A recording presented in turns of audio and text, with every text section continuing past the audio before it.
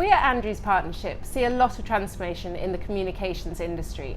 We are constantly being asked by candidates what skills they need to be refreshing to keep on top of the rapid developments in an industry that is so dynamic.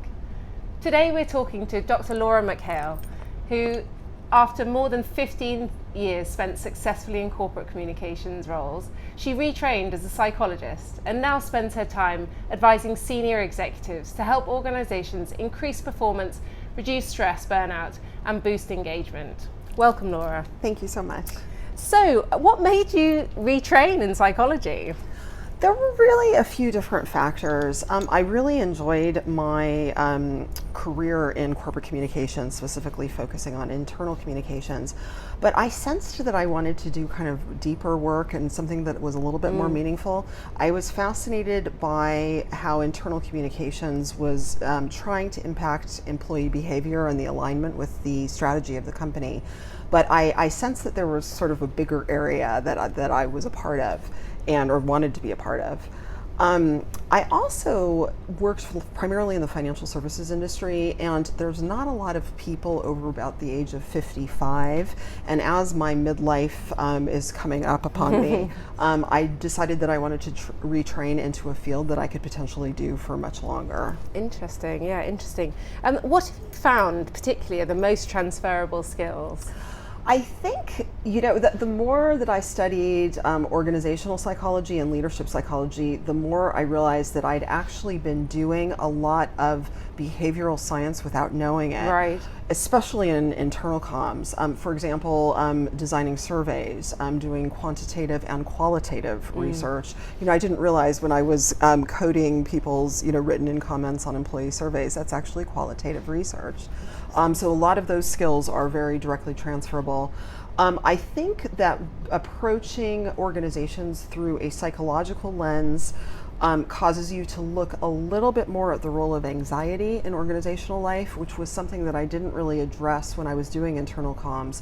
It was always there. You sense that employees were anxious when they had communications needs, information needs, but recognizing now as a psychologist the very powerful role that anxiety plays in the organizational experience, I think I have a bit more appreciation for that. I also focused in my doctoral program, I focused on the neuroscience of leadership, and now I have a much better understanding of a lot of the neurological basis for stress triggers. Organization development practitioners have studied stress in the workplace for a very long time. We know some of the most common triggers are things like overwork, things like role ambiguity and role conflict, but being able to apply, a psychological lens to that with the understanding of corporate communications and maybe how to communicate around those issues, I think is a more powerful combination. Yeah, absolutely, very interesting.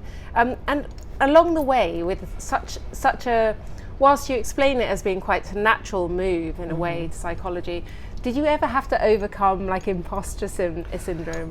Every day, every day, and it's still. I am newly minted as a doctor. I'm still getting used to being called a doctor. It's very fun. It's a little strange. It is. It's not unlike. Getting a big, like an MD corporate title at a bank. You're treated differently, you're taken a little bit more seriously, maybe a lot more seriously. There are definite advantages to it.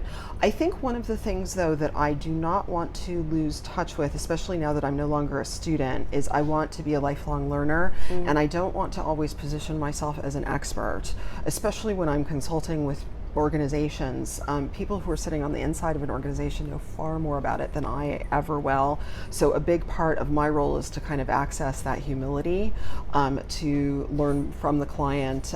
Even in executive coaching scenarios, that's also true. The client knows far more about their own life than you ever will. So being able to access that humility, ask genuinely curious questions, not always position oneself as an expert, I think are really important skills. Great. And did you have a roadmap, someone that who had made this kind of transition before that you could look up to and follow in a way?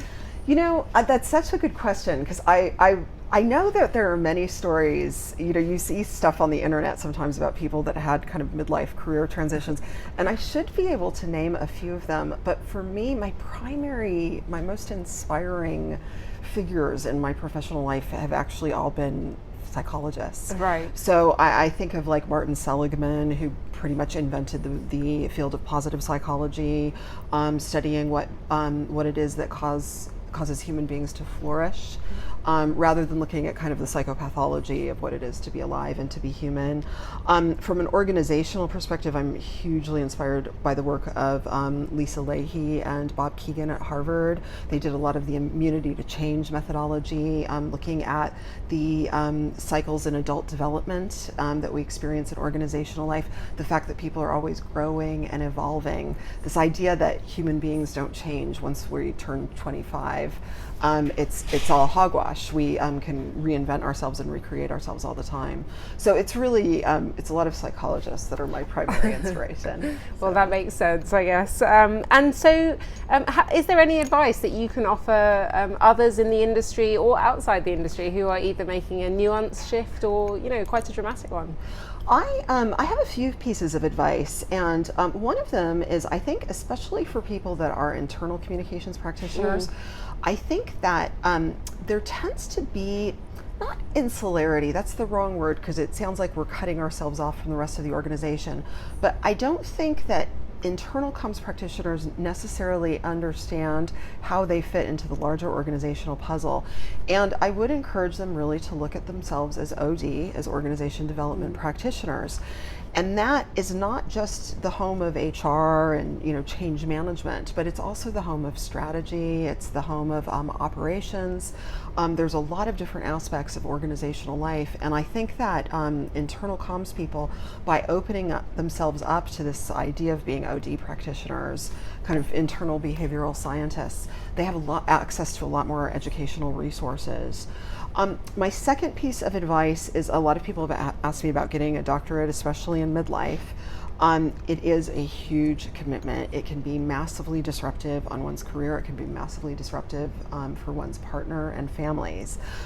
Psychologists in training, or anybody in a helping profession, such as coaching, will oftentimes go through a pretty dramatic personal transformation as a result of their training. That can be very hard on family members. You know, the person who entered the doctoral program is not the same person that comes out. Right. And but if you love the subject matter, if you love being in school, if you love learning, I can't recommend it enough. It's absolutely changed my life and made such a huge difference in my overall career and my overall outlook. Yeah, amazing. So, thank you very much for joining us today, Laura. It's been so fantastic to hear the insights. It's been an absolute pleasure. Thank you for having me.